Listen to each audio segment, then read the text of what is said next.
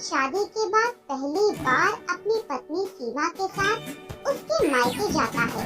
सीमा के मायके वाले रमन की खूब खातिरदारी करते हैं। अगले दिन रमन अपनी पत्नी सीमा को लेकर वापस घर के लिए रवाना हो जाता है। रमन के घर का रास्ता एक जंगल से होकर निकलता था। रमन और सीमा चलते चलते उस जंगल के पास पहुंच जाते हैं। काफी देर तक चलने के कारण वे दोनों बहुत थक जाते हैं।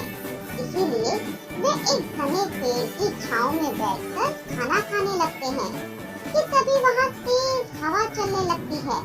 ऐसा लगता है कि बहुत तेज बारिश आने वाली है। तुम सही कह रही हो, बारिश का कोई पता नहीं कब शुरू हो जाए। हमें कुछ देर यहीं रुकना चाहिए। ठीक है, पर हम रुकेंगे कहाँ? तभी रमन को एक झोपड़ी दिखाई देती है और वे दोनों उस झोपड़ी के पास जाते हैं। तभी वहाँ जोरों की बारिश शुरू हो जाती है।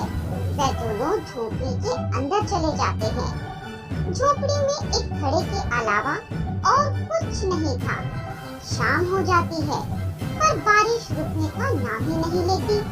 इसीलिए रमन और सीमा रात उस झोपड़ी में ही बिताने का फैसला करते हैं।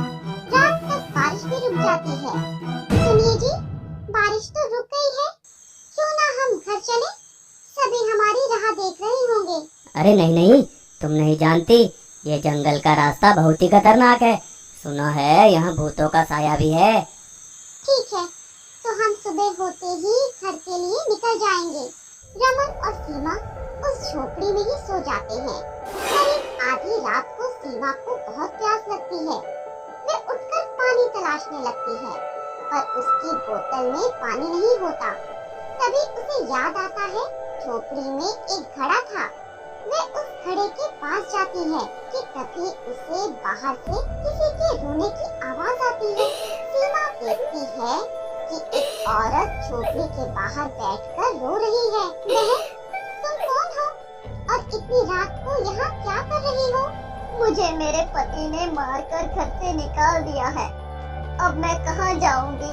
और सीमा की आंखों में आंखें डालकर देखने लगती है और देखते ही देखते वे सीमा के शरीर में प्रवेश कर जाती है। अगले दिन रमन और सीमा घर चले जाते हैं। कुछ दिन बीत जाते हैं पर सीमा घर के किसी काम में हाथ नहीं बटाती। सीमा अपनी सास के पास जाती है। माँ, क्या आपको चाय पीनी है? हाँ हाँ बहू, तुम इतने प्यार से पूछ रही हो तो जरूर पीऊंगी। तो उठिए और एक कप मेरे लिए भी बना दीजिए। और याद रखिएगा, मैं शक्कर थोड़ी कम ही लूंगी, वरना मेरा फिगर खराब हो जाएगा। अरे मेरे तो करम ही फूट गए जो तुझ जैसी डायन को अपनी बहू बना कर ले आई।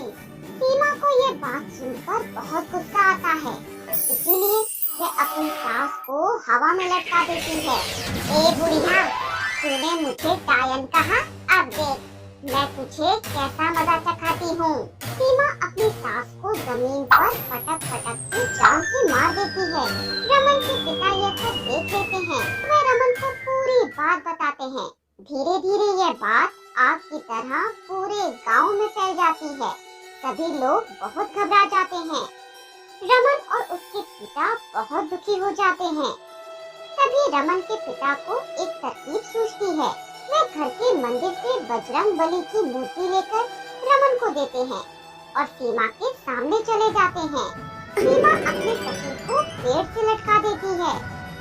अबे बूढ़े, तू मुझसे पंगा क्यों ले रहा है? भूल गया क्या बुढ़िया का क्या हाल किया था मैंने? हाल तो बेटे अब तेरा बेहाल होगा। बजरंग बली की पावर तुम क्या जानो चुड़ैल। जय बजरंग बली, जय बजरंग बली, जय श्री राम, जय श्री राम। ऐसा कहकर रमन हनुमान जी की मूर्ति सीमा के हाथ में पकड़ा देता है। तभी डायन सीमा के शरीर को छोड़कर बाहर आ जाती है। तभी गांव वाले जय हनुमान जी के नारे लगाने लगते हैं, जिस कारण डायन जलकर राख हो जाती है और सभी लोग खुशी खुशी अपना जीवन व्यतीत करने लगते हैं।